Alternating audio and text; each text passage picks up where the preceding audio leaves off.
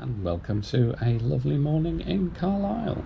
I had an excellent night in the bed and breakfast in Carlisle, a lovely breakfast, and now I'm making my way to Carlisle to catch the train to Newcastle. The imposing Tudor citadel was rebuilt as law courts in 1810, and Sir William Tite knew he would have to reflect that style when he designed his new station.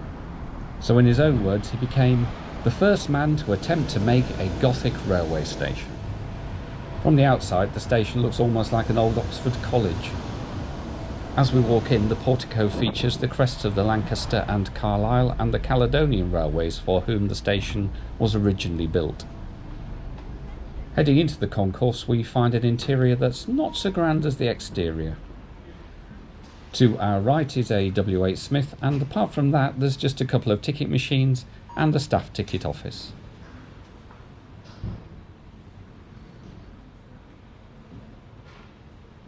But things improve as we step out under the train shed roof, which was erected in 1880 as part of a further expansion of the station.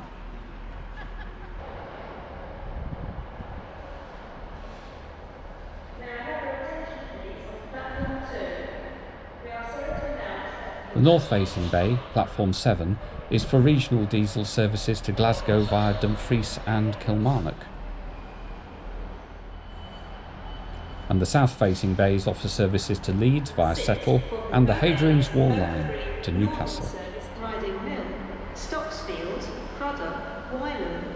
Both bays are taken, so our train will leave from the through platform, platform 4. In contrast to the main part of the station, these southerly platform canopies are modern and rather utilitarian. As we walk back, our train waits patiently for us, but there's still time to have a look at some more of the station. The Class 390 Pendolino pulls in with the Edinburgh to London Euston working. And looking down at the passengers, it seems to be doubling as a school bus this morning. We've got some time, so let's stroll over the bridge and take a closer look.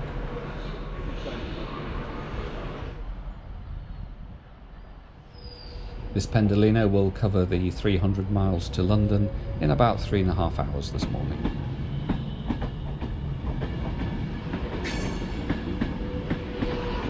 On reviewing the video, the similarity between the roof at Carlisle and the roof of Glasgow Central is somewhat evident. Given that both were built by the Caledonian Railway, then that doesn't seem unlikely. Our ride today is a Class 158 DMU. The 158s were built between 1989 and 92 by British Rail Engineering in Derby, but as you can see, they've been extensively refurbished by Northern during the 2010s. And here, this airline seat will do a treat. Well, legroom is pretty good, and everything looks pretty clean and smart. There's a metal and pretty sturdy tray table, and the seats themselves, well, pretty comfortable for a regional service, I'd say. Certainly better than the ironing boards you'll get on LNER. And there's a small adjustable armrest and a couple of USB charger ports. Being a regional train, there's no blinds or indeed coat hooks. But even so, I think this is a pretty decent, comfortable train. Let's have a look at our route for today. Well, our route in 1862 would have looked something like this, and as we'll soon see, there's very little change. So our route from Carlisle will take us over the River Eden at Wetherall, and then through Brampton, and on to Haltwhistle, Bardon Mill, Haydon Bridge, Hexham along the River Tyne, through Prudhoe, past the Metro Centre and into Newcastle Central. The journey will be 61.5 miles and will take us 1 hour and 35 minutes.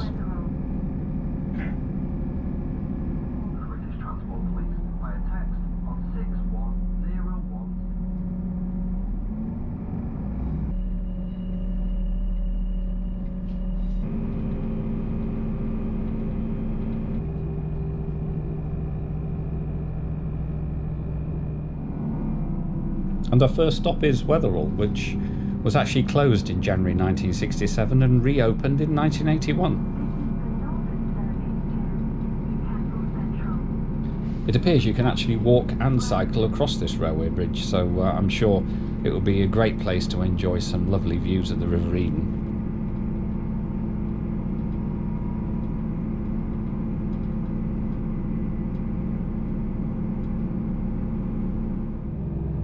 The line was built in sections, with the whole route being completed by June 1838.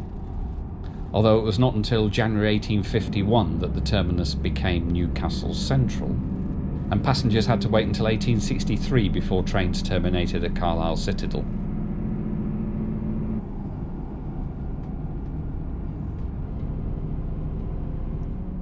The station at Brampton is fully 2 miles, about a 40-minute walk from the village of Brampton, and features one of the most solid waiting shelters I think I've ever seen. I don't know whether they're expecting a lot of bad weather around here.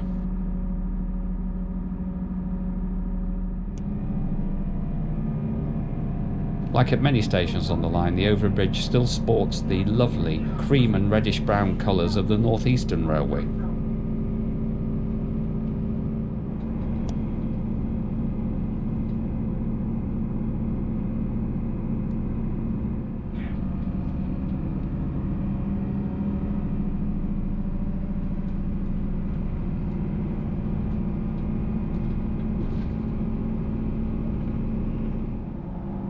Soon we're running along the gentle valley of the River Irthing.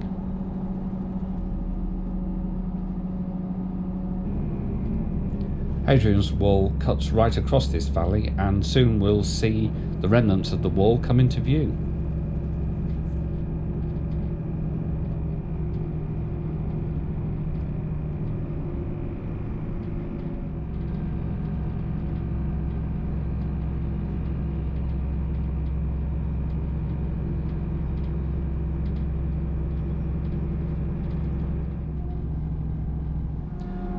Thirlwall Castle is a 12th century castle made primarily of stones taken from Hadrian's wall.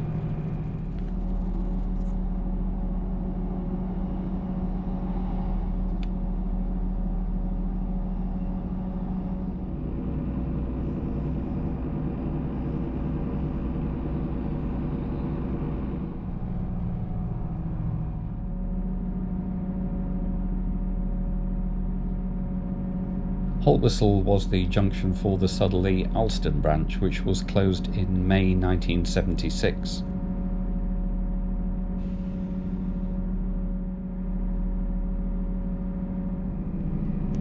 Haltwhistle is also where the line joins the River South Tyne as it flows on towards the Tyne.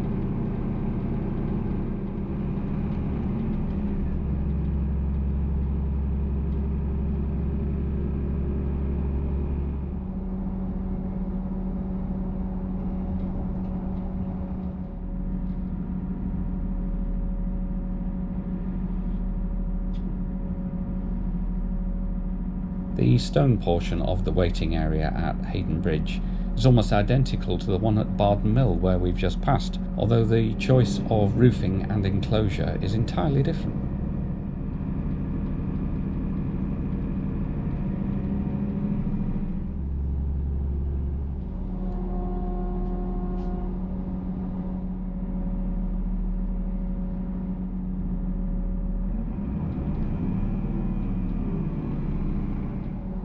And finally we get our first sight of the River Tyne.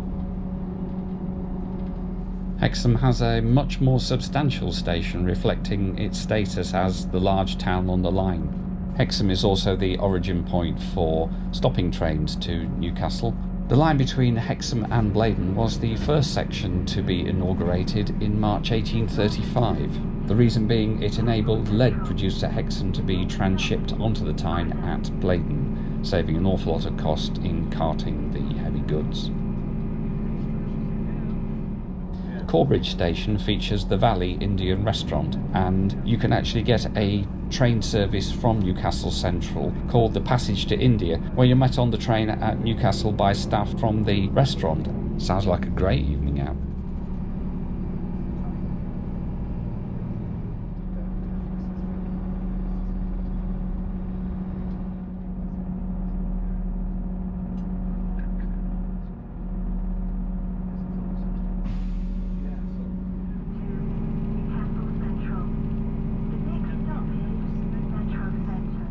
Right, well, we've just got time for a wander before we get to Metro Centre.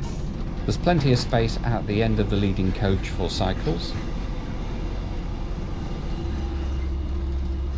And looking back, the luggage rack is pretty ample for this kind of service too.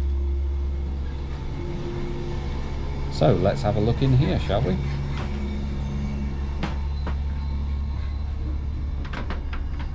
Well, that's a no-nonsense lock. Well, it's a decent loo. It's early in the day, so I suppose we should expect it to be clean, and it is. There was plenty of toilet paper to hand, and the usual Class 158 hand dryer, which outputs frankly less air than an asthmatic gerbil, but everything else worked just fine. The rearmost coach included both accessible seating and an accessible toilet. At this point we were being held at Wilham, right underneath its famous signal box. But we were soon on our way again, racing along the south bank of the Tyne.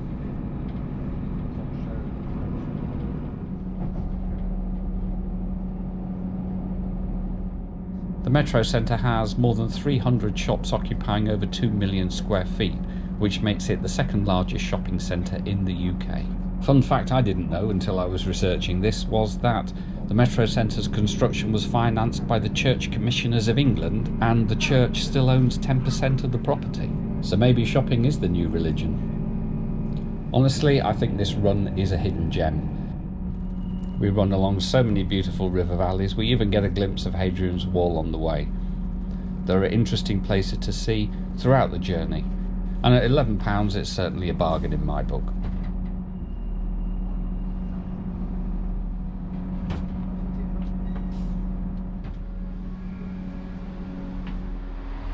Well, I hope you've enjoyed joining me for this ride from Carlisle to Newcastle. It was certainly great to have you along.